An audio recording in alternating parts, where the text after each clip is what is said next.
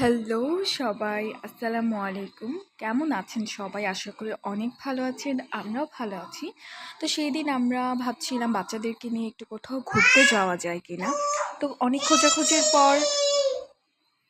খোঁজাখুঁজির পর দেখলাম একটা রিসোর্ট খুব ট্রেন্ডিংয়ে আছে রাইট নাও ইনস্টাগ্রামে। তো রিসোর্টটা নিয়ে একটু ঘাটাঘাটি করলাম।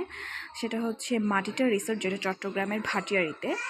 এবং তারপর হচ্ছে সবাই মিলে ডিসাইড করলাম ওকে ফাইন, চলে যাওয়া যাক রিসোর্টে। তারপর চলে গেলাম, যেই বলা সেই কাজ। তো প্রথমে ঢুকতেই হচ্ছে আমরা দেখলাম যে জায়গাটা বেশ সুন্দর এবং আমাদের এক্সপেকটেশনস অনেক হাই ছিল ছবিগুলো দেখে। তো সেভাবেই আমরা আসলে প্রিপারেশন নিয়ে গিয়েছিলাম যে হয়তো অনেক ছবি তুলতে পারবো, ভালো ভালো ছবি আসবে।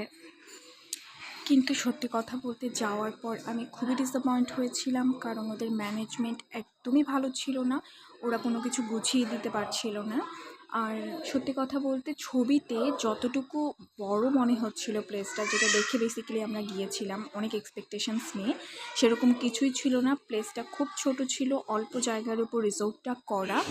কিন্তু এবং আমাদের যে প্যাকেজটা ছিল সেটা হচ্ছে দুপুর 3টা থেকে রাত 9টা পর্যন্ত, এবং অ্যাক্টিভিটিসগুলো নাকি 5টার মধ্যেই সব ওভার হয়ে যায়।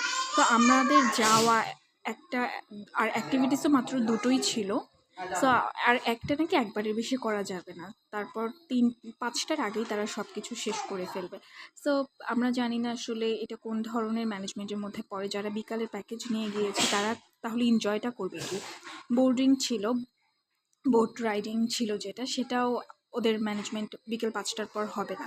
তো একটা শেষ করে আরেকটা বাচ্চাদেরকে নিয়ে আসতে তো একটু টাইম লেগে যায়। আর যেহেতু অনেকগুলো মানুষ আমরা নিয়েছি, পেমেন্টও তো আমরা সেভাবেই করেছি, তাই না? তো সবগুলো জিনিস তো একদম ঠিকঠাক থাকতে হবে, বাট না, ওরা এরকম কোনো কিছুই করেনি। তো আমরা খুবই ডিসঅ্যাপয়েন্ট হয়েছি, মনে হয় না এরপর আর কখনো এখানে যাওয়া হবে। তো যাই হোক, এবার চলে আসি সন্ধ্যায় স্ন্যাক্সে কী কী ছিল। স্ন্যাক্সে মাত্র দুটো আইটেম ওরা রেখেছিল। সেটা হচ্ছে একটা পাকোড়া আর একটা ভেজিটেবল স্যালাড ছিল। সো সেটাও খুব একটা মানে ভালো ছিল না। আইটেম আরও কিছু থাকা উচিত ছিল, খুব কম। তো তারপর আবার সন্ধ্যায় ওরকম, সন্ধ্যার পর থেকে রাত পর্যন্ত ওদের আরও কিছু অ্যাক্টিভিটিস দেওয়া উচিত ছিল, যেটা ওরা দেয়নি, খুব কম। তো এই তো এতটুকুই। আমার সন্ধ্যার পর থেকে খুব বোরিং লাগছিল, খুবই বোরিং লাগছিল। কী করব? পরে আমরা গিয়ে বসেছিলাম নর্মালি, আর ওরকম কিছু করিনি।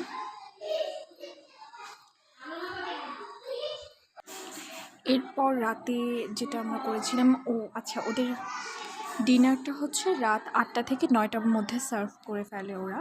তো ডিনারটা ভালো ছিল, বেশ কিছু আইটেম ছিল। খাবারের টেস্ট আমি বলবো মোটামুটি ভালো ছিল, খুব আহামরি কিছু না।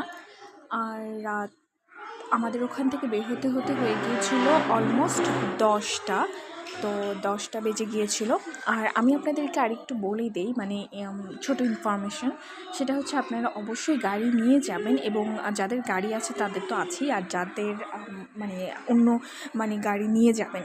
না হলে আসার সময় আপনাদের যে কোনো কিছু পেতে খুব অসুবিধা হয়ে যাবে। কারণ বিশেষ করে যারা মানে দিন থেকে রাতের প্যাকেজে যাবেন, তারা গাড়ি আগেই ঠিক করে রাখবেন আসার জন্য, নয়তো আপনাদের একটু প্রবলেম হয়ে যাবে, যেহেতু এইটা একটু গ্রামের দিকে পড়ে গিয়েছে, মানে একদম পাহাড়ের দিকে অ্যাকচুয়ালি।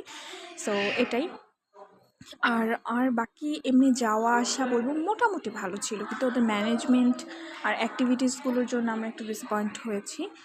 আর সেটা হচ্ছে, আমরা জানি না সকালবেলা গেলে কীরকম হতো। সকালের প্যাকেজে আপনারা নিয়ে দেখতে পারেন, কিন্তু আমি মানে খুব নিষেধই করবো এক হিসাবে আপনাদেরকে যে দুপুর 3টা থেকে রাত 9টার কোনো প্যাকেজ আপনারা নেবেন না। আর অল ওভার বাচ্চা ফ্যামিলি নিয়ে এমনি যদি টাইম স্পেন্ড করতে যান, কোয়ালিটি টাইম স্পেন্ড যেটাকে বলে, সেটার জন্য আচ্ছা ফাইন, আপনারা যেতে পারেন বিকেলের প্যাকেজটায়। এছাড়া আনন্দ বা মজা আমাদের মতো যে এক্সপেকটেশনস যদি কারো থাকে, সেটার জন্য আমি না বলবো।